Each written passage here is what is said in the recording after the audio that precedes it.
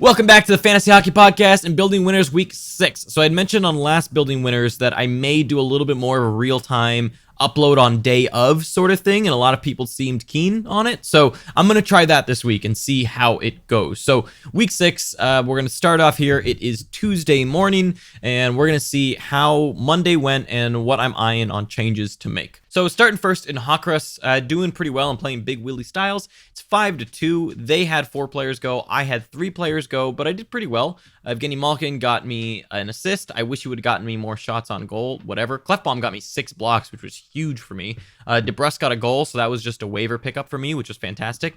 All their players got a point, which was disappointing to say the least. And the fact they have 54 starts isn't great. Their goaltenders are pretty good. They have Hellebuck going tonight.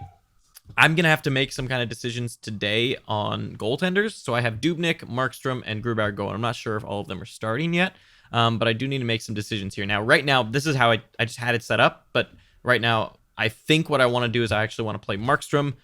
Markstrom and Grubauer. Markstrom's at home versus St. Louis. Dubnyk is away at Anaheim. Dubnyk has been fine, but not great. I like Markstrom versus St. Louis more if he starts, but honestly, I'll start whichever one.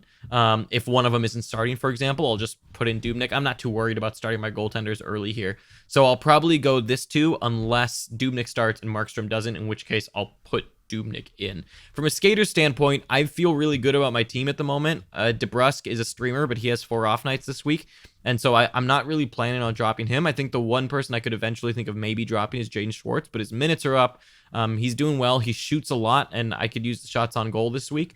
So I honestly, right now, I'm not really in a position that I want to make a move. I think I may try to shop around Skinner. That's the one player I'm thinking of maybe shopping and seeing if anyone is kind of interested in taking from me, just because he does things that I don't need. I get that I might be selling a little bit low, and I won't sell that low. I just kind of want to see where people value him. He gets a lot of goals. I, quite frankly, on this team don't need goals. I need assists. So I may shop him around and see if anybody is interested. So in ECFHL here, remember, we're playing the second place team. So this is a big matchup. It's second versus third. The difference in records is pretty insane. 21-14-1 for me, 22-13-1 for him. The difference is just one category win all season. So this one should come down to the wire.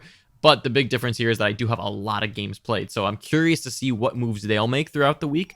I don't know if they'll plan to make many moves, but through 4 games, I had an insane day. I got 15 shots on goal. Brady Tkachuk had that ridiculous game against my team, the New York Rangers. 6 shots, 4 hits, a goal and assist. Huge for me. Ronick got an assist.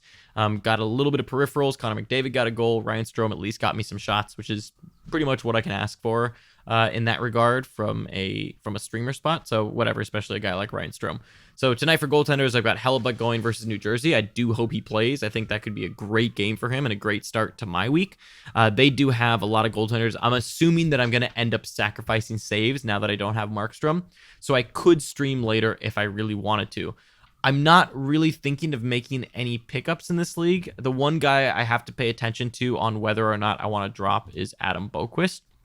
I'll hold him for now and see what happens, but there may be better. Like, for example, Schultz, if Letang is out long term, maybe a really good option to pick up, and he might be worth picking up, for example, over a Chernak. Even though Chernak gets me peripherals, I think he'd be better than a Chernak at the moment. And so here I also need to make a decision. I'm going to play Patty Kane today. Kopi, I didn't mean to bench Kopi there, but Kopi has been pretty cold as of late. Also, just not getting many peripherals. And it's against Toronto, who's tough.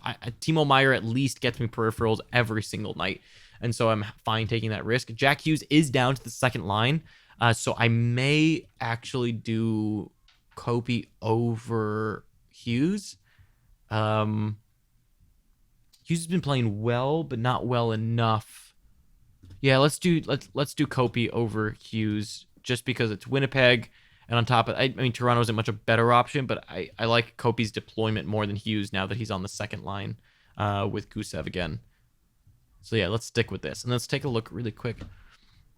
Taking a look really quick at the wave at who's on the wire. So Justin Schultz is there. That's someone I really got to pay attention to, because if Letang is out long term, I need to grab Justin Schultz in some capacity there. Aside from that, really not much else interests me. I guess Wayne Simmons is the other one that I'd pay attention to. I like Kalle Yarncroke actually for his deployment. His minutes really fluctuate a lot. He's down to 12 again, so his points have been down. But if he gets back to that top line, he could be worth it. Right now, he's not, so who cares there? Of course, Nikita Zaitsev, we like. Colin Miller, I have starred as just a guy to watch for peripherals, but he's not as good on peripherals anymore. Okay, so yeah, I'm feeling good about this. I think Justin Schultz and Chris Letang is the one big thing to watch.